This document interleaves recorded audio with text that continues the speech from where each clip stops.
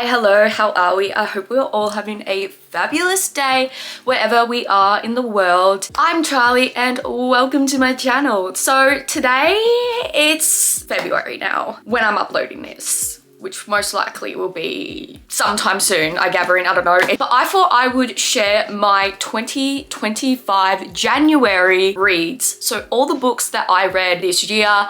Mind you, still got a couple more days, so I know I'm gonna finish one of my books that I'm in the process of reading, but let's get on to the video and I will share some of the books that I have read this month and ones that I love this month. So let's get on to the video. First things first, I love books. I purely read them for the enjoyment rather than like annotating or something, whatever that people do. I don't put pressure on myself to understand what's ever happening. It's just the way that I love to escape into these books. So far, I've only read 4 books this month. Technically 5 by the time this will be uploaded, hopefully.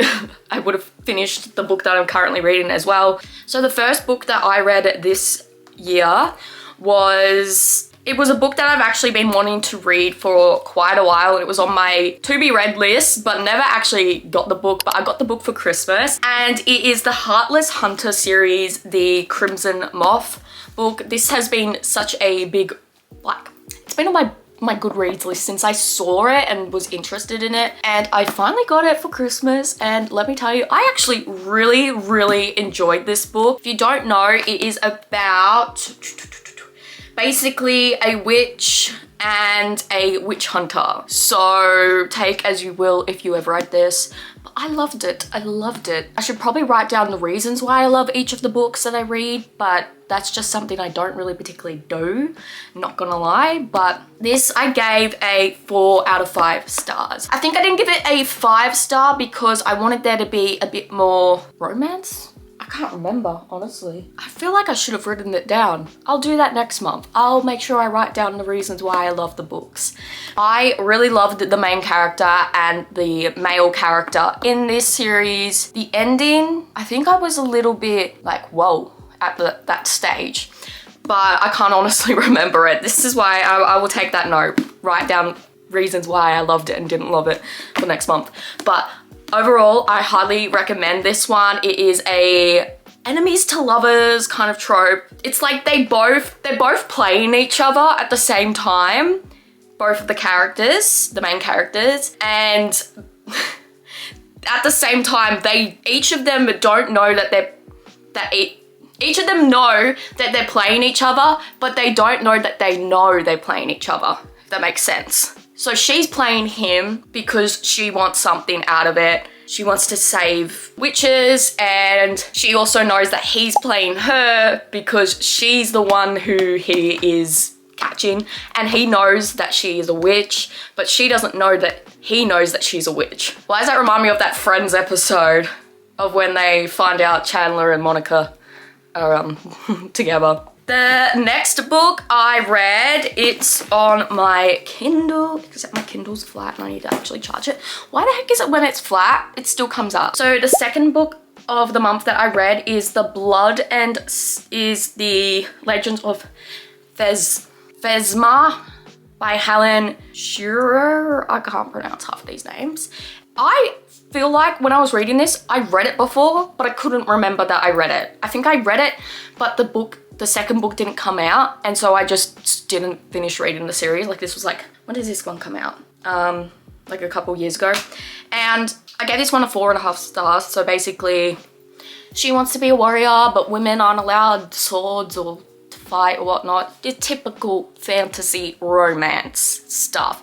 And then he's a male, broody, yeah, enemies to lovers, in a way, false trope as well. But I gave it a 4 out of 5 stars. I loved it. And then the second book I read is Thousand Ruins, and it's the second book of this series. And I gave it a 3 out of 5 stars. I can't remember why. Yeah, I can't remember why. But then I'm in the process of actually reading the third book for this series, and it's called Fate and Furies, and I'm in the process of reading it. I might insert a little clip of me talking about that right now. Almost, I am back. with the review for the last book I read. It's the first now, guys. I did finish it in January, so I finished it last night. I stayed up a while to read it. I wasn't a fan because some moments were really good, some moments weren't. I just got bored reading through it. I don't think I'm gonna read the next book in this series. I mean, I might in a couple months, but I did finish it, did not like it. That's my honest opinion. And the last book that I've read this month, well, the recent book that I just read in January, is on everyone's reading list, everyone is reading it, is Onyx Storm. I pre-ordered it last year around this time, or whenever the last book was released. I don't think I took in what was happening in this book, I'm not gonna lie. I don't know if I liked it or if I didn't like it. I'm in that process, I don't know. But what overall thoughts, I did like it. I just wish there was a bit more romance, but this was a bit more of a world building book. Like there was a lot of like names and places that were just being thrown in there, and I was kind of like, wait, what's happening? I didn't really take in what was happening, especially in the last couple chapters. I didn't really know what was going on, to be honest. But I feel like I read it so quickly and I didn't take what was happening in it because I just wanted to get it over and done with. I wanted to know what was going on in the whole book, but I didn't actually take in what was going on in this book at all. That's just me. But what made this book a 10 out of 10 was Riddick. Riddick, he is the best character. I don't care. I love Xaden. But Riddick has my heart, and if you've read this book or if you've read the Fourth Wind series, Riddick is actually a side character. He's just this little sweetheart. I love him, and his humor particularly in this book was what made the book more entertaining and what made the book more good.